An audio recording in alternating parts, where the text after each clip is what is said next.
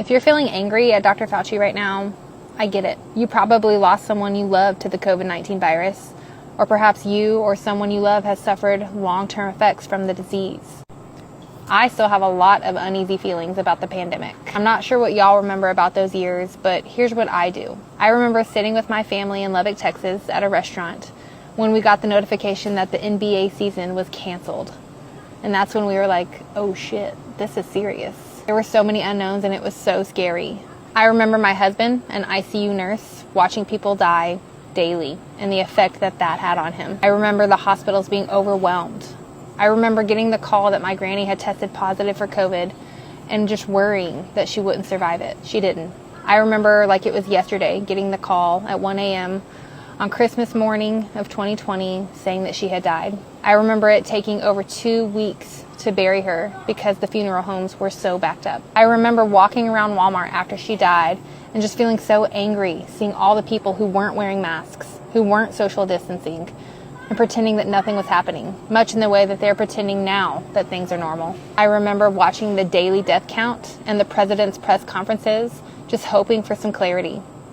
It didn't take me long to stop watching it because it was so obvious he wasn't listening to the medical advisors like Dr. Fauci, and it was even more obvious that he didn't give a shit about any of it.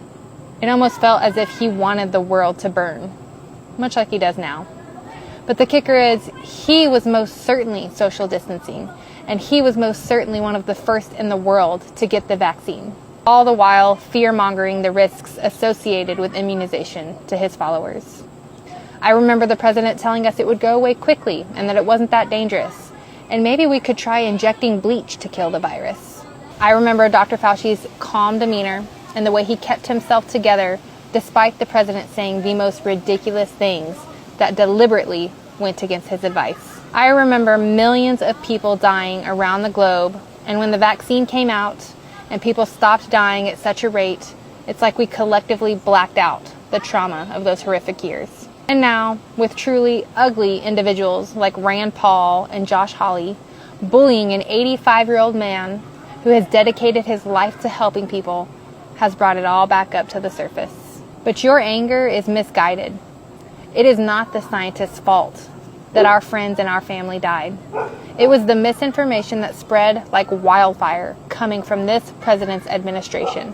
I blame him for the death of my granny and for the millions of other deaths and the worldwide heartache. Had this president been a unifying force that actually listened to the experts who studied viruses, I have no doubt in my mind that the death count would have been a lot lower.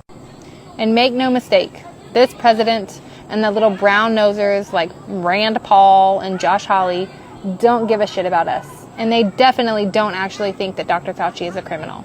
They are creating a show. And let us not forget that the Nazis went after scientists too.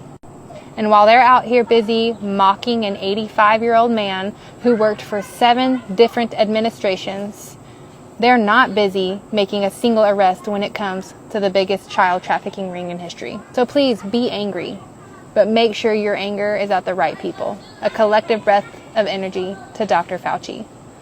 Big breath in and a big breath out.